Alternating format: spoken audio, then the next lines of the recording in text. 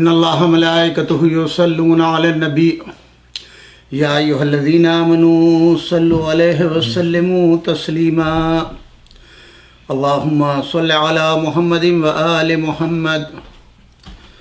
ولا حول ولا قوة الا باللہ العلی العظیم اعوذ باللہ من الشیطان اللعین الرجیم بسم اللہ الرحمن الرحیم الحمد للہ الذی ہدانا لہذا وما كنا لنهتدي لولا أن هدانا الله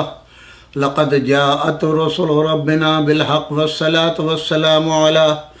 رسول الثقلين محبوب رب المغربين والمشرقين جد الحسن والحسين بالقاسم محمد اللهم صل على محمد وآل محمد والطيبين الطاهرين المعصومين ولعنة الله على أعدائهم أجمعين من الآن إلى قيام يوم الدين أما بعد سامعین کرام السلام علیکم ورحمۃ اللہ وبرکاتہ۔ الحمدللہ آج ماہ رمضان المبارک کی 24 تاریخ کی مبارکباد آپ کی خدمت میں پیش کر رہے ہیں۔ پروردگار عالم اس ماہ رمضان کے ختم ہونے سے پہلے آپ کے ذمے خدا نخواستہ اگر کوئی چھوٹا موٹا گناہ ہو اس کو معاف فرمائے، اور آپ ایک دوسرے کے ذمے اگر کوئی غلطی ہو تو ایک دوسرے سے آپ معافی مانگے۔ آج جمعۃ الوداع ہے، بہترین قبولیت دعا کا دن ہے، اور آج کے دن ایک دوسرے کو معاف کر دینے کا دن ہے۔ اب الوداع ہو رہی ہے ماہ رمضان کی، لہذا ہم ایک دوسرے کے حق میں دعا کریں۔ آپ سب کے مرحومین کی پروردگار عالم مغفرت فرمائے، آپ کے رزق میں خیر و برکت عطا فرمائے، آپ کو طول حیات دے، اور جتنے مومن و مومنات ہمارے بیمار ہیں پروردگار بحق حضرت زہرا سلام اللہ علیہا ابیہا و بالہا و بنیہا ان سب کو شفائے عاجل و کامل عطا فرمائے۔ ربنا تقبل منا انک انت السمیع العلیم۔ سامعین کرام، جیسا کہ ہر روز آپ کی خدمت میں 10 بسہ گزارش کرتے ہیں، آج بھی گزارش کر رہے ہیں۔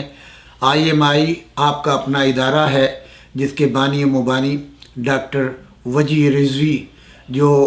اپنی محنتوں سے جد و جہد سے صحیح و کوشش اپنے دوست احباب کو ملا کر کے ایک عرصہ دراز سے آپ کی خدمت کر رہے ہیں، آپ کے بچوں کو روشنی دکھا رہے ہیں، ان کے لیے نئی نئی راہیں تلاش کر رہے ہیں۔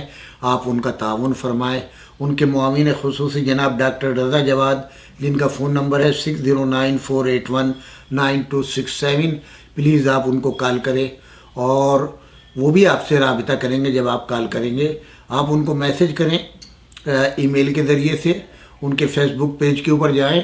یوٹیوب کے اوپر جائیں، اور جو بھی تعاون ہو ان کے ساتھ کریں۔ $2.5 ملین کی انہوں نے آپ کے بچوں کے لیے زمین خریدی ہے، جس پر وہ ایک ہاسپٹل، ہیڈ کوارٹر اور لائبریری اور وہ تمام فیسلٹیز جو ایک ڈاکٹر بننے کے لیے ضروری ہے اس کا اہتمام کرنے کی صحیح کر رہے ہیں۔ آپ حضرات ان کے ساتھ تعاون فرمائیں، آپ کا تعاون بہت ضروری ہے۔ آخر میں آپ کو ایک کلپ ہمارے پروگرام کے آخر میں دیکھنے کو ملے گی IMI کی، اس کو دیکھیں اور خدا کے لیے عید سے پہلے اس کام کو انجام دیں۔ پروردگار آپ کی صحیح کو، آپ کی سخاوت کو، آپ کی جود و سخا کو شرف قبولیت عطا فرمائے۔ سامعین کرام، آج کا پروگرام بڑا دلچسپ پروگرام ہے، انہی آیات کے ذیل میں جو 26 آیتیں ہیں، اور آج سورہ برات کی آخری آیت نمبر 123 پر گفتگو ہوگی آپ سے، مگر اس سے پہلے ہم جو تاریخ کا تھوڑا سا جائزہ لیتے ہیں اس کے اوپر ہوگی، اور یہ ایک تاریخی چیز ہے جس کو آپ کی خدمت میں بتلانا ضروری ہے۔ آپ کے ذہن نشین ہونا چاہیے جن حالات میں اسلام آیا اور قرآن پھیلا۔ ہم نے کل یہ عرض کیا تھا حضور اکرم صلی اللہ علیہ وآلہ وسلم کی شان و شوکت کے ساتھ مکے کے اندر داخل ہوئے ہجرت کرنے کے بعد، اور اب یہاں کے اوپر ہم بحث کریں گے تھوڑی سی لفظ طلقاء کے اوپر۔ اس فقرے میں جو فقرے کے یہاں متفقہ طور پر موجود ہے وہ ہے اذهبوا فانتم الطلقاء، جاؤ تم سب کو چھوڑے دیتا ہوں۔ یہ بڑا اہم جملہ ہے۔ یہ طلقاء طلیق کی جمع ہے۔ اس کا مفہوم یہ ہے کہ کسی کو بحیثیت اسیر جنگ پکڑا جائے جو اس کے بعد غلام یا کنیز کی حیثیت سے فریق مخالف کی ملکیت ہوتا تھا اور پھر رحم کھا کر اس کو چھوڑ دیا جاتا ہے۔ اس لفظ کے اندر معانی کے اعلان کے ساتھ تحقیر اور سرزنش یہ دونوں موجود ہیں، اس لیے یہ لفظ ہمیشہ کے لیے ان کے دامن پر داغ بن کر رہ گیا۔ جیسا کہ ابن اثیر، یہ بہت بڑے مورخ ہے تاریخ ابن اثیر کے نام سے، وہ لکھتے ہیں کہ جو سابقہ صفحات میں درج ہوئی ہے کہ اس کے بعد مکے والوں کا لقب ہو گیا طلقاء، یہاں تک کہ یہی لفظ اپنے حدود تہذیب میں بطور سخت دشنام کے یعنی گالی کے طور پر کہ امیر المومنین علی ابن ابی طالب علیہ السلام نے اپنے خطوط میں، بہت غور سے سنیے گا اس چیز کو، مولا کائنات امیر المومنین علی ابن ابی طالب علیہ السلام نے اپنے وہ خطوط جو امیر شام معاویہ کے نام لکھے ہیں اور مختلف طریقوں سے پیش کیا ہے، کبھی یوں آپ نے فرمایا ما للطلقاء وابن الطلقاء والمفاضلہ بین المہاجرین، بھلا انہیں جو خود بھی طلقاء ہیں اور اولاد طلقاء ہیں یہ حق کہاں سے پہنچتا ہے کہ وہ مہاجرین کے درمیان فضیلت کے بارے میں بات کریں۔ اور کبھی امیر شام نے لکھا کہ ہم اور آپ برابر والے ہیں، تو آپ نے تحریر میں فرمایا لیست تلیق قصری، ارے جو تلیق ہو وہ بڑے کھرے کے برابر کیوں کر ہو سکتا ہے۔ دوسرا جز جو اسی طرح تقریباً سبھی نے لکھا ہے وہ آپ کا ان سے مخاطب ہو کر یہ سوال ہے تمہارا میرے متعلق کیا گمان ہے، اور پھر ان کا جواب کہ ہمیں سوائے اچھائی کے کوئی گمان نہیں۔ فطری طور پر آپ نے جب یہ فرمایا کہ تمہارا میرے متعلق کیا گمان ہے، میں تمہارے ساتھ کیا سلوک کروں گا، تو آپ کے ذہن میں وہ تمام مظالم تھے جو ان مشرکین مکہ نے آپ پر کیے تھے، لیکن یہ تصور بالکل نہیں کرنا ہے کہ آپ نے یہ سوال بڑے نرم لہجے اور میٹھے انداز میں کیا ہوگا، بلکہ یہ سوال دل کے ایک بڑے تلاطم میں ہے جس کا اثر چہرے پر بھی ہونا چاہیے اور لب و لہجے پر بھی۔ اس کے جواب میں ان کا یہ کہنا ہمیں بس اچھا ہی گمان ہے، آپ شریف بھائی اور شریف بھائی کے بیٹے ہیں جو انقلاب زمانہ سے ایک جابر و ظالم کی طرف سے مجبوراً چاپلوسی کی نشاندہی کر رہا ہے۔ فطری طور پر غم و غصے میں اضافہ کرنے کا باعث ہونا چاہیے کہ آج ہم بھائی اور بھتیجے سب ہو گئے اور کل بھائی بھتیجے کچھ نہ تھے۔ جب ہم کو گھر سے نکالا تھا طرح طرح کے مظالم کیے تھے، چنانچہ اس فطری ناگواری سے بالکل مطابق ہے وہ فقرے جو علامہ تبریسی نے لکھے ہیں کہ حضرت نے اپنی تقریر میں اس کے بعد ان کے مظالم انہیں یاد دلائے کہ پیغمبر کے کتنے بڑے پڑوسی تم تھے اور تم نے جھٹلایا، گھر سے نکلوایا، بری طرح شکست دینے کی کوشش کی، پھر اس پر بھی اکتفا نہ کی، یہاں تک کہ تم میرے شہر یعنی مدینہ منورہ میں جا کر مجھ پر حملہ آور ہوئے اور جنگ کے لیے چڑھائی کر گئے۔ کیا کوئی شبہ ہے کہ یہ فقرے ایسے جوش و خروش گرج و کڑک کے ساتھ نہ کیے جا رہے ہوں گے جن سے مسلسل ان کے احساس پر کیسے تازیانے دل و دماغ پر بجلیاں گر رہی ہوں گی؟ ان فقرات کے ساتھ نرم و ملائم لہجے کا تصور نہیں ہو سکتا۔ یہ فقرات تفصیل کے ساتھ تو علامہ تبریسی کے یہاں ہے، مگر ایک جملہ جو اس سب پر حاوی ہے یعقوبی کے یہاں بھی موجود ہے، تاریخ یعقوبی میں، کہ کتنے میرے پڑوسی تھے تم، یہی جملہ اس سرزنش کا جو اعلام الورا میں مکمل درج ہے نقطۂ آغاز ہے۔ اس سب کے ساتھ کتنا بے جوڑ ہے یہ جزا کہ حضرت نے فرمایا میں تم سے وہ کہتا ہوں جو میرے بھائی یوسف نے کہا تھا اے اپنے بھائیوں سے کہ تم پر اب کوئی الزام نہیں ہے، البتہ اللہ نے تمہیں معاف کرے اور وہ تمام رحم و کرم کرنے والوں میں سب سے زیادہ رحیم ہے۔ یہ جملے وہ ہیں جن میں نرمی، شفقت اور ملائمت کوٹ کوٹ کر بھری ہوئی ہے، جو اس پوری روح کے خلاف ہے جو سابق کے متفق علیہ جملوں میں تھی۔ اور اگر یہ جملے حضرت نے فرمائے ہوں تو پھر وہ تمام سرزنش اور ان کے گزشتہ مظالم کو یاد دلانا، پھر اذهبوا انتم الطلقاء کا سخت اور توہین آمیز جملہ ان پورے واقعات کو رد کرنا پڑے گا۔ اس لیے میں محسوس کرتا ہوں اور یقین کے درجے تک ایسا سمجھتا ہوں کہ راویوں میں کچھ راوی وہ تھے جنہیں ان 9 مسلمانوں کے ساتھ ہمدردی تھی اور وہ انہیں کسی نہ کسی طرح مغفرت کا پروانہ دلوانا چاہتے تھے، اور یہ کوشش اسلاف کے بارے میں اس جملے سے شروع ہوئی کہ لا تثریب علیکم اليوم یغفر اللہ لکم وہو ارحم الراحمین، اور ختم ہوئی ان کے خلاف یزید ایسے شخص کے لیے فتح قسطنطنیہ اور بحری مہم پر جانے والوں کے لیے مغفور لہم والی روایت ہے۔ اس راوی نے اس سوال کے جواب کے بعد کہ تمہارے بارے میں میرا کیا خیال ہے، اور یہ کہ ہم تو صرف اچھا گمان رکھتے ہیں، اس واقعے کا تتمہ یہ چسپاں کرنا ضروری سمجھا کہ ان کے اس جواب کے بعد رسول کے رحم و کرم میں جوش پیدا ہو گیا، اور آپ نے فرمایا کہ میں تم سے وہ کہتا ہوں جو یوسف نے اپنے بھائیوں سے کہا تھا، اللہ اللہ خیر صلی۔ اب کسی کو کیا حق ہے کہ ان لوگوں کی مغفرت میں کوئی شک کرے؟ جبکہ اس جماعت کے علماء نے برادران یوسف کی ان کے تمام مظالم کے باوجود جو انہوں نے یوسف پر کیے انبیاء کے زمرے میں شامل کیا، تو اب مکے کے ان ظالموں کے لیے رسول کے ارشاد کے بعد بھی وہی نہیں تو اس کے لگ بھگ وہی درجہ مانا جائے گا جو برادران یوسف کا تھا۔ دوسرے راوی جنہیں اس جماعت کے ساتھ ایسا کوئی رشتہ نہ تھا کہ ان کے جرائم کو ہلکا کریں، انہوں نے وہ سب کچھ بیان کر دیا جس میں رسول کے دہن مبارک سے اس جماعت پر غیظ و غضب کی بجلیاں گرتے محسوس ہوتی ہیں۔ بعد کے مورخین وہ چاہے علامہ تبریسی یا ان کا پیشرو کوئی صاحب قلم ہوئے، ان کے سامنے اب ان راویوں کا بیان بھی تھا، اور ان راویوں کے بھی یہ متفقہ بیان تھے۔ انہوں نے دونوں کے تضاد پر متوجہ نہ ہوتے ہوئے سب اجزاء کو سمو کر پیش کر دیا، لیکن اب بہر کیف اس پہلو کی طرف توجہ ہو گئی۔ ہم نے بتایا کہ انتم الطلقہ والے الفاظ بالکل متفق علیہ ہیں، اور برادران یوسف والے تذکرے کے لکھنے والے کم افراد ہیں۔ یا معاشر قریش ما ترون انی فاعل بکم قالوا خیر اخ کریم وابن اخ کریم قال فات لقول لکم کتبا قال یوسف لاخوه اخوته لا تثریب علیکم اليوم وانتم الطلقاء۔ ذات المعارف فی خیر العباد، طبع مصر، جلد 2 صفحہ 165۔ اے گروہ قریش، تمہارا خیال ہے کیا ہے کہ میں تمہارے ساتھ کیا کروں؟ انہوں نے کہا اچھا گمان ہے آپ فیاض بھائی اور فیاض بھائی کے بیٹے۔ فرمایا اچھا تو میں تم سے وہ کہتا ہوں جو یوسف نے اپنے بھائیوں سے کہا تھا، تم پر آج کوئی الزام نہیں۔ بہرحال یہ بہت سے تاریخ کے اختلافات ہیں جس کو میں اس وقت بیان نہیں کر سکتا ہوں، اور بڑا طویل ہو جائے گا، وہ انشاءاللہ کسی موقع پر بیان کریں گے۔ ہم یہاں پر ذرا سا تاریخ فتح کعبہ، تطہیر کعبہ اور بت شکنی جو انتہائی اہم ہے، جبکہ پہلے آیا کہ علامہ شبلی کے لفظوں میں اسلام کے سب سے بڑا مورخ مسعودی نے اس سال کا سب سے اہم واقعہ فتح مکہ کو نہیں بلکہ بت شکنی ہی کو قرار دیا،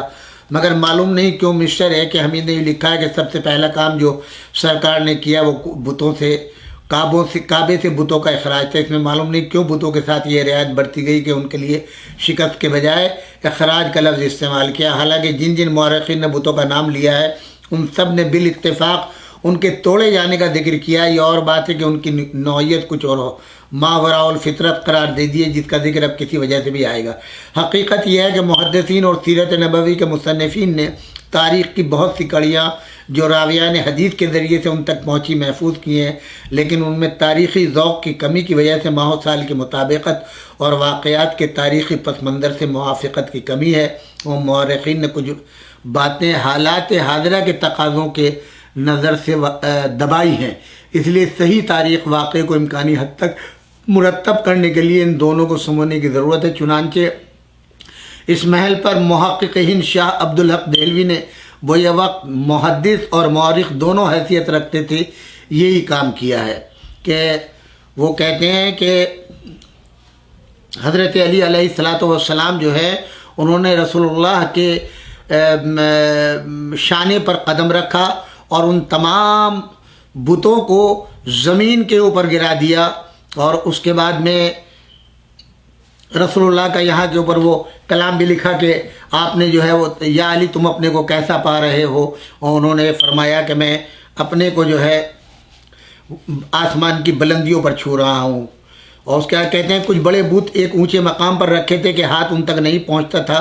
بعض روایتوں میں ہے کہ ان میں سب سے بڑا بت وہ تھا جس کا نام حبل تھا۔ حضرت علی نے عرض کیا یا رسول اللہ آپ اپنے پیر میرے کندھے پر رکھیے، ان پر بتوں کو نیچے گرا دیجیے۔ حضرت نے فرمایا علی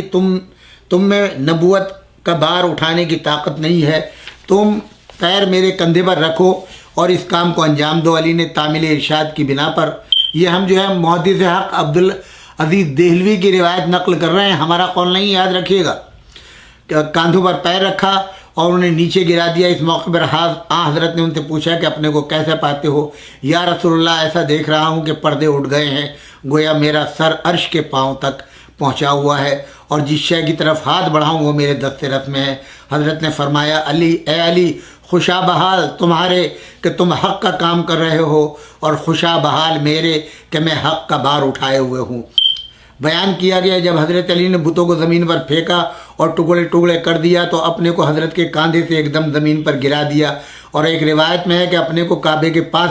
باہر گرا دیا ادب کے خیال سے، اور ہاں حضرت کی زحمت کے لحاظ سے، اور زمین پر گرے تو مسکرا دیے۔ رسول اللہ نے ان سے پوچھا، کیا چیز تمہاری ہنسی کا سبب ہوئی؟ انہوں نے کہا، میں اپنے کو اتنی اونچی سے جگہ سے نیچے گرایا اور مجھے کوئی تکلیف نہیں ہوئی۔ حضرت نے فرمایا، تمہیں کیوں کر تکلیف ہو سکتی ہے؟ درا حالے کے اٹھانے والا تمہارا محمد تھا اور اتارنے والے جبرائیل۔ اس میں جو اجزاء حضرت علی سے متعلق ہیں ان میں سے کچھ اہم قدیم محدثین احمد ابن حنبل کے مشہور آفاق مسند میں اور مسند علی کے ذیل میں 2 مقام پر درج ہوتے ہیں، اور حافظ عبد الرحمن احمد ابن شعیب نسائی جو مصنفین نسائی ستہ میں سے ایک ہیں، اسے اپنی کتاب خصائص علویہ میں درج کرتے ہیں، جن کے متفقہ الفاظ حضرت علی کی زبانی یہ ہیں۔ یہ انشاءاللہ حصہ ہم آپ کی خدمت میں کل نقل کریں گے، تاریخ کا صرف اتنے ہی حصے کے اوپر۔ اب آ جاتے ہیں اصل مقصد کے اوپر، وہ آیتیں جو اس مردود نے وسیم رضوی کے نام سے جو ہیں انہی نے کورٹ میں داخل کی تھی کہ یہ قرآن کا حصہ نہیں ہے بلکہ یہ اضافی ہے جو پہلے اور دوسرے خلیفہ نے بنا کر کے اپنی طرف سے بعد رحلت پیغمبر اکرم صلی اللہ علیہ وآلہ وسلم قرآن میں ایڈ کر دی ہیں۔ بھائی میرا آپ سے ایک سوال ہے، سب سے پہلے بات کی جاتی ہے کسی بھی انسان کے بارے میں، اس کی علمی لیاقت، علمی صلاحیت، اس کا ادب، علمی ادب، اس کا فہم، اس کا ادراک، اس کی نشو و نما، اس کا تفکر، اس کی ذہنی صلاحیت، تب یہ بات کی جاتی ہے۔ یہ تو بیچارے نئے نئے مسلمان ہوئے تھے، اسلام کا کلمہ پڑھنے کے بعد مسلمان ہوئے ہیں۔ قرآن کی بلاغت، قرآن کی فصاحت، قرآن کے راز، یہ وہ سمجھ سکتے تھے؟ وہ تو حافظ قرآن بھی نہیں تھے، یہ حقیقت ہے۔ میں بعنوان تشنیع نہیں کہہ رہا ہوں، تعان نہیں کہہ رہا ہوں، یہ حقیقت ہے۔ ہر شخص جو ہے وہ مبلغ قرآن نہیں ہو سکتا، ہر شخص مفسر قرآن نہیں ہو سکتا، ہر شخص محدث قرآن نہیں ہو سکتا۔ وہ تو تاجر تھے، یہ الگ بات ہے۔ اسلام کا کلمہ پڑھنے کے بعد رسول اللہ کے قریب رہتے تھے، یہاں تک کہ رسول اللہ سے قربت بھی اختیار کر لی، قرابت داری بھی کر لی کہ دونوں صاحب کی بیٹیاں رسول اللہ کے ازواج میں شامل ہو گئی، یہ الگ بات ہے۔ مگر اگر ایسا ہوتا تو ان کا کوئی علمی کمال جو ہے وہ پہلے سے ہونا چاہیے تھا، جیسے عبداللہ ابن عباس کا۔ معصومین کو چھوڑ دیجئے، امام علی کو چھوڑ دیجئے، جیسے جناب عبداللہ ابن عباس، یا ان کے بعد وہ پہلی سطح 5-6 افراد یا 7 افراد کی وہ کمیٹی جن کو قرآن کے جمع کرنے کا حکم دیا گیا۔ یہ تو تاجر تھے، ہر خطبے میں موجود بھی نہیں ہوتے تھے، جو تاریخ سے ثابت ہے۔ اور جب قرآن خود یہ دعویٰ کر رہا ہے کہ صبح قیامت تک جنوں ان سب کے سب جمع ہو جائیں تو ایک آیت کا جواب نہیں لا سکتے، اور آپ 26 آیتیں بتا رہے ہیں کہ انہوں نے تیار کر کے، کیا ان میں اتنی صلاحیت تھی؟ ان کا شعور اس منزل پہ تھا جو بلاغت قرآن کو سمجھ سکے، آیت کو آیت سے ملا سکے؟ اتنا ہی سوچ لیا ہوتا۔ بہرحال آمدم برسر مطلب آیت نمبر 123 اور علامہ مولانا ابو العلا مودودی نے کیا، اس کو ہم آپ کی خدمت میں پیش کریں گے۔ بسم اللہ الرحمن الرحیم، یا ایھا الذین آمنوا قاتلوا الذین یلونکم من الکفار ولیجدوا فیکم غلظۃ واعلموا ان اللہ مع المتقین۔ اے لوگو جو ایمان لائے ہو، جنگ کرو ان منکرین حق سے جو تم سے قریب ہیں، اور چاہیے کہ وہ تمہارے اندر سختی پائیں، اور جان لے کو اللہ متقیوں کے ساتھ ہے۔ انہی نے صرف یہ سمجھ لیا چونکہ کفار کو قتل کرنا ہے،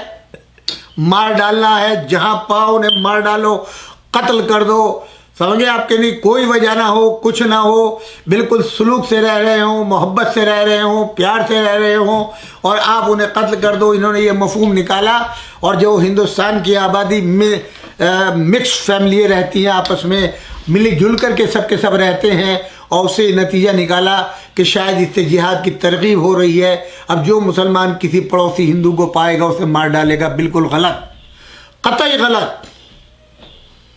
نہ یہ اسلام کا حکم کل تھا نہ آج ہے، یہ حکم ان مسلمانوں کے متعلق ہے۔ کفار سے مراد وہ مسلمان ہیں جنہوں نے فتح مکہ کے بعد لبادہ اسلام پہن لیا، زبان پر کلمہ لا الہ الا اللہ جاری کر لیا، اشہد ان محمد رسول اللہ جاری کر لیا، اور اس کے بعد وہ مسلمانوں کی بے کنی کرتے تھے، مسلمانوں کی خبریں پہنچاتے تھے۔ جیسا کہ میں نے کل عرض کیا، جنگ تبوک جو ہے اس میں سب کے سب مسلمان جا رہے تھے، اور یہ منافقین جنہوں نے اسلام کا لباس پہن لیا تھا، جنہوں نے مسجد ضرار تعمیر کی تھی، جو رسول اللہ کے پیچھے نماز پڑھتے تھے، جو جنگ میں بھی شریک ہوتے تھے مگر پیچھے رہتے تھے، ان لوگوں نے منصوبہ بنا لیا تھا کہ ادھر رسول اللہ جہاد پر جائیں گے، ادھر جو لوگ مدینے کے اندر رہتے ہیں ان مسلمانوں کو پھر ہم دیکھیں گے۔ جب رسول آئیں گے تو یہ مسلمان اپنا دین چھوڑ چکے ہوں گے، ہم ان کی بے کنی کر چکے ہوں گے، ان کو ستا چکے ہوں گے، مار کاٹ کر چکے ہوں گے۔ تو ان کی حفاظت کے لیے جب اللہ نے رسول اللہ کو خبر دی، یا آپ میدان میں جائیں تو علی کو یہاں چھوڑیں، یا علی کو میدان میں چھوڑیں، آپ یہاں رہیں، تاکہ آپ کے بعد یہ مسلمان سیف رہیں۔ اب یہ تو ظاہر جو مدینے میں رہ رہے ہیں، مدینے کے اندر اس کی حفاظت کا انتظام اللہ کر رہا ہے۔ تو یہاں پر اس لحاظ سے حکم ہو رہا ہے کہ دور والے دشمنوں کو چھوڑو، جو قریب کے ہیں ان کو نظر انداز نہ کرنا، ان کی رشتہ داری ہیں، ان کی دوستی ہیں، ان کی قرابت داری ہے، ان کا میل ملاپ، ان کا کاروبار، ان کی تجارت، یہ سب مانے آ رہی تھی۔ لہذا یہ حکم صراحت کے ساتھ ان کے لیے دیا گیا کہ روم سے ان کا تعلق ہو چکا ہے، روم میں ابو سالم جا کر کے طے کر چکا ہے، وہاں سے فوجیں آئیں گی، اور تم یہاں کے اوپر اندرونی طور کے اوپر انقلاب لے آؤ۔ اور وہ ان کی کراسپونڈنس چل رہی تھی، اور اس کے نتیجے میں یہ سارے حالات پیدا ہوئے۔ تو یہاں پر قرآن کا حکم جو ہے، یہ پوری گفتگو وہی چل رہی ہے مسجد ضرار والی اور ان منافقین کی، یہاں پر یہ حکم آتا ہے۔ اب بالکل یعنی پہلے جو تھا وہ دبے الفاظ میں تھا، اب کھل کر آ رہا ہے کہ ان کے مقابلے کو چھوڑو، پہلے جو قریب کے تمہارے دشمن ہیں، تمہارے درمیان ہیں، تمہارے ساتھ میں ہے، جن سے تمہاری بود و باش ہے، جن سے کاروبار تجارت ہے، جن سے اٹھنا بیٹھنا رہنا سہنا ہے، جو موقع کی تلاش میں ہیں تم کو نقصان پہنچانے کے لیے، ان کا مقابلہ کرو۔ پہلے ان کو جو ہے ان کے ساتھ کوئی رعایت نہ کرو، کوئی نرمی ان کے ساتھ نہ کرو، پہلے ان کا مقابلہ کرو، اس لیے کہ اللہ جو ہے وہ متقین کو پسند کرتا ہے۔ یہاں بڑی بہترین انہوں نے جو ہے وہ بحث کی ہے کہ آیت کے الفاظ سے ظاہر سے جو مطلب نکلتا ہے وہ یہ کہ دارالسلام کے جس حصے میں دشمنان اسلام کا جو علاقہ متصل ہو، اس کے خلاف جنگ کرنے کی اولین ذمہ داری اسی حصے کے مسلمانوں پر عائد ہوتی ہے۔ لیکن اگر آگے بسلسلہ کلام کے ساتھ ملا کر اس آیت کو پڑھا جائے تو معلوم ہوتا ہے کہ یہاں کفار سے مراد منافق لوگ ہیں، جن کا انکار حق پوری طرح نمایاں ہو چکا تھا، اور جن کے اسلامی سوسائٹی میں خلط ملط رہنے سے سخت نقصانات پہنچ رہے تھے۔ اور اسی سورے کی 10ویں رکوع کی ابتدا میں جہاں سے اس سلسلے کی تقریر کا آغاز ہوا تھا، پہلی بات یہ کہی گئی تھی کہ اب ان آستینوں کے سانپوں کا استحصال کرنے کے لیے باقاعدہ جہاد شروع کر دیا جائے۔ وہی بات اس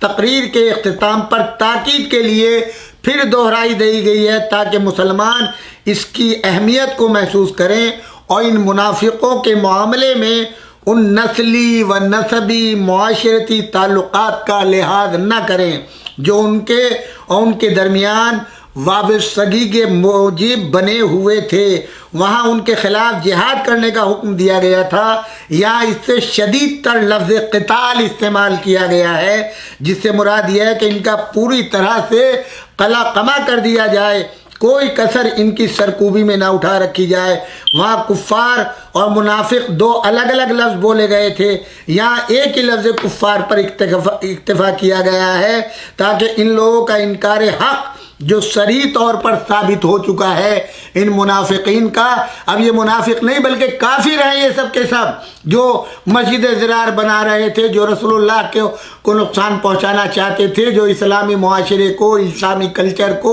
اسلامی تعلیمات کو نقصان پہنچانا چاہتے تھے، ان کے ظاہری اقرار کے پردے میں، اقرار ایمان کے پردے میں چھپ کر کسی رعایت کا مستحق نہ سمجھا جائے۔ یعنی وہ اب نرم سلوک ختم ہو جانا چاہیے جو اب تک ان کے ساتھ ہوتا رہا ہے، اور یہی بات اس سے قبل بھی بیان کی گئی ہے۔ بات سمجھ میں آ گئی آپ کی؟ یعنی یہ آیت جو ہے ان مشرکین کے جو جنہوں نے اسلام کا لبادہ پہن لیا اور کلمہ لا الہ الا اللہ جاری کر لیا، اب وہ کہنے کو مسلمان ہو گئے، اصل میں وہ منافق تھے، وہ اسلام کے خلاف کام کر رہے تھے، اسلام کے خلاف جو ہے وہ پروگرام کر رہے تھے، اسلام کو نقصان پہنچانا چاہتے تھے۔ اس بنا کے اوپر جو ہے اللہ نے یہ حکم جاری کیا۔ اس کے بعد کی آیت ہے وَإِذَا مَا أُنزِلَتْ سُورَةٌ فَمِنْهُم مَّن يَقُولُ أَيُّكُمْ زَادَتْهُ هَٰذِهِ إِيمَانًا فَأَمَّا الَّذِينَ آمَنُوا فَزَادَتْهُمْ إِيمَانًا وَهُمْ يَسْتَبْشِرُونَ۔ جب کوئی نئی صورت نازل ہوتی ہے تو ان میں سے بعض لوگ مذاق کے طور پر مسلمانوں سے پوچھتے ہیں، یعنی وہ منافق جو مسلمان ہو گئے ہیں وہ کہتے ہیں تم میں سے کس کے ایمان میں اس سے اضافہ ہوا؟ اس کا جواب یہ ہے کہ جو لوگ ایمان لائے ہیں ان کے ایمان میں تو فی الواقع ہر نازل ہونے والی صورت نے اضافہ کیا ہے، اور وہ اس سے دلشاد ہے۔ البتہ جن لوگوں کے دلوں کو نفاق کا روگ لگا ہوا تھا، ان کی سابق نجاست پر ہر نئی صورت نے ایک اور نجاست کا اضافہ کر دیا، اور مرتے دم تک کفر ہی میں مبتلا رہے۔ کیا یہ لوگ دیکھتے نہیں کہ ہر سال 2 مرتبہ یہ آزمائش میں ڈالے جاتے ہیں؟ اولا یرون انہم یفتنون فی کل عام مرتن او مرتین ثم لا یتوبون ولا هم یذکرون، یعنی ان لوگوں کو ہر سال آزمائش میں ڈالا جاتا ہے، ان منافقین کو، اس کے باوجود یہ باز نہیں آتے۔ ان دو مطلبوں میں یکساں طور پر مراد ہیں، ایک یہ کہ ان منکرین حق کے معاملے میں اگر تم نے اپنی شخصی اور خاندانی اور معاشی تعلقات کا لحاظ کیا تو یہ حرکت تقوی کے خلاف ہوگی، کیونکہ متقی ہونا اور خدا کے دشمنوں سے لو لگائے رکھنا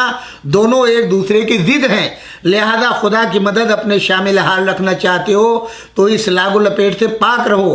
دوسرے یہ کہ یہ سختی اور جنگ کا جو حکم دیا ہے اس کا یہ مطلب نہیں ہے کہ ان کے ساتھ سختی کرنے میں اخلاق اور انسانیت کی بھی ساری حد توڑ ڈالی جائیں۔ حدود اللہ کی نگہداشت تو بہرحال تمہاری ہر کارروائی میں ملحوظ رہنی چاہیے۔ اگر تم نے چھوڑ دیا تو اس کے معنی یہ ہوں گے کہ اللہ نے تمہارا ساتھ چھوڑ دیا۔ اس کے بعد کہتے ہیں ایمان اور کفر اور نفاق میں کمی بیشی کا کیا مفہوم ہے، اس کی تشریح کے لیے سورہ انفال کو ملاحظہ کیا، یعنی کوئی سال ایسا نہیں گزرا جب 1-2 مرتبہ ایسے حالات پیش نہ آ جاتے ہوں جن میں ان کا دعویٰ ایمان آزمائش کی کسوٹی پر نہ کسا جاتا ہو، اس کی کھوٹ کا راز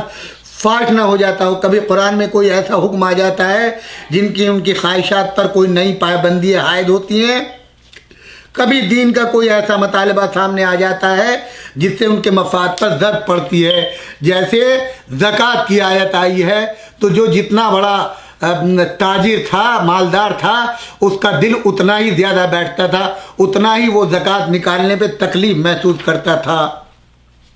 اور کبھی کوئی اندرونی قضیہ ایسا رونما ہو جاتا جس میں یہ امتحان مضمر ہوتا ہے، ان کو اپنے دنیاوی تعلقات اور اپنے شخصی و خاندانی اور قبائلی دلچسپیوں کی بنسبت خدا، اس کا رسول اور دین کس قدر عزیز ہے۔ کبھی کوئی جنگ ایسی پیش آ جاتی ہے جس میں یہ آزمائش ہوتی ہے کہ جس دین پر ایمان لانے کا دعویٰ کر رہے ہیں اس کی خاطر جان و مال، وقت اور محنت کتنا اثار کرنے کے لیے تیار ہیں۔ ایسے تمام مواقع پر صرف یہی نہیں، منافقت کی وہ گندگی جو ان کے جھوٹے اقرار کے نیچے چھپی ہوئی ہے، کھل کر منظر عام پر آ جاتی ہے، بلکہ ہر مرتبہ جب ایمان کے تقاضوں سے منہ موڑ کر بھاگتے ہیں تو ان کے اندر کی گندگی پہلے سے زیادہ پڑ جاتی ہے۔ یہاں انہوں نے بڑا بہترین جو ہے وہ تبصرہ کیا ہے مولانا مودودی نے کہ ایسے بھی مواقع تاریخ میں ملتے ہیں کہ رسول اللہ صلی اللہ علیہ وآلہ وسلم خطبہ دیا کرتے تھے، اور اس کی مثال میں آپ کو دی دیتا ہوں۔ آج جب مولا علی ابن ابی طالب علیہ السلام کے فضائل بیان ہوتے ہیں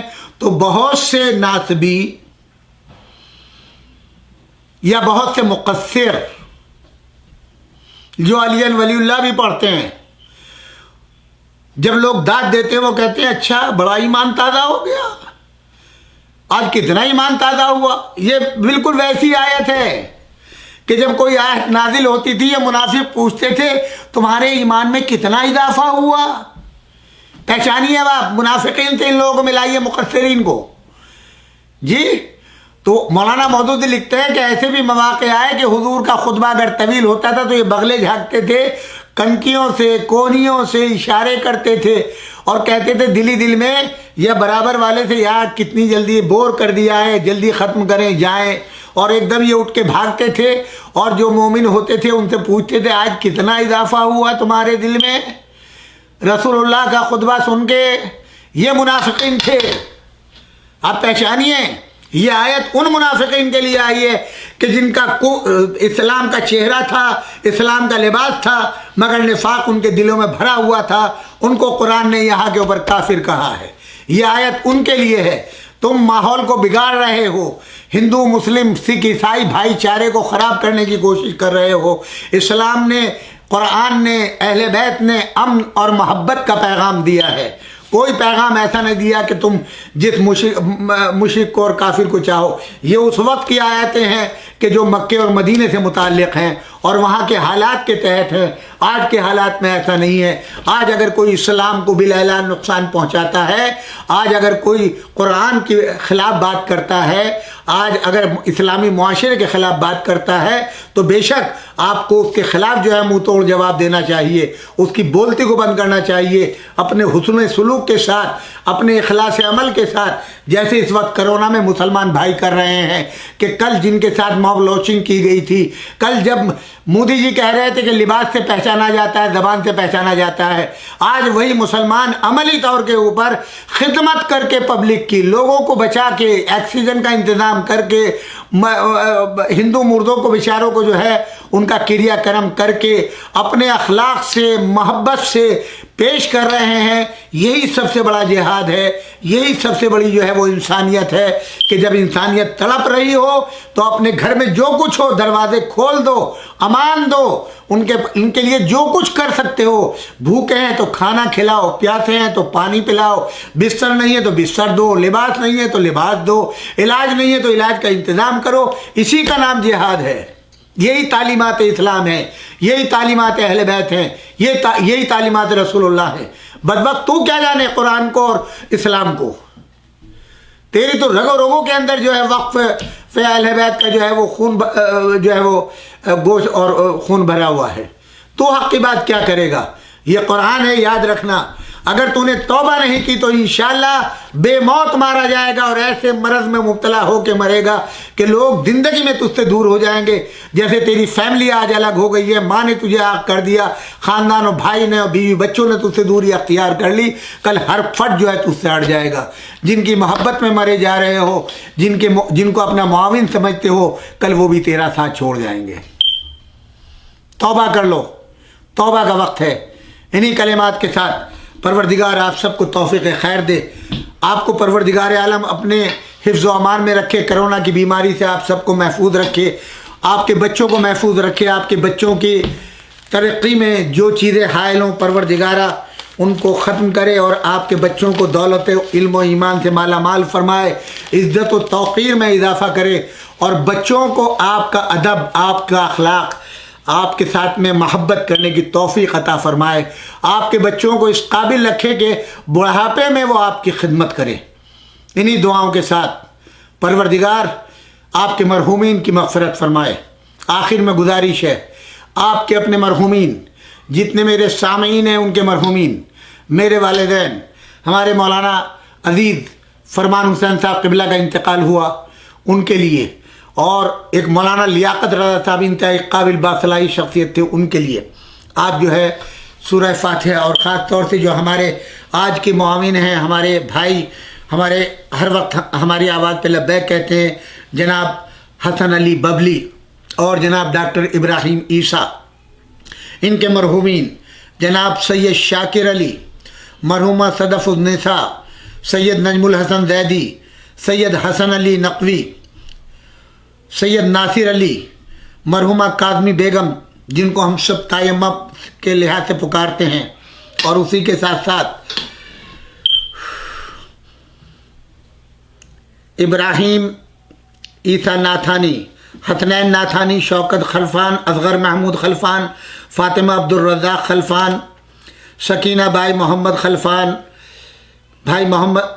ईसा, सकीना बाई, साले ईसा, मोहम्मद फ़ज़ल दीनानी, मोहम्मद ईसा, साले सज्जाद जाफ़र, अब्बास, इन तमाम मरहूमीन के लिए आप हज़रात सूरह फातिहा और अम्मा यूजी पढ़ें। आप अल्लामा मौलाना क़िबला व काबा सैयद रज़ी जाफ़र साहब क़िबला, मौलाना सैयद इमरान हैदर जो मेरे बहनोई भी हैं, और जो उलमाए किराम बिलखुसूस आयतुल्लाह मौलाना सैयद हमीद हुसैन साहब क़िबला, इन सब के लिए आप खुसूसी दुआएँ माह रमज़ानुल मुबारक में पढ़ें। वस्सलामु अलैकुम जमीअन व रहमतुल्लाहि व बरकातुहू। After nearly 3 decades of serving humanity by providing health, education, and humanitarian relief, Amamiya Medics International, a U.S. 501c3 nonprofit, has a presence that spans 5 continents and has impacted millions. What you see now is the vision for IMI's future, one that supports our infrastructure and projects, as well as initiatives that will ensure fiscal security as we move forward. Located at the intersection of Route 130, Route 33, and Sharon Road in Robbinsville, New Jersey, the complex would bring together facilities for IMI's global headquarters, with features for students and academics, like a state-of-the-art library and conference center that includes a climate-controlled section for rare manuscripts and space for researchers to access these delicate materials in a secure environment. As a means to ensure IMI's self-sufficiency, the complex also includes 2 separate structures to lease as retail and office spaces on Route 130, as well as an inpatient rehab facility, skilled nursing facility, and an assisted living facility, fulfilling a critical need at this time.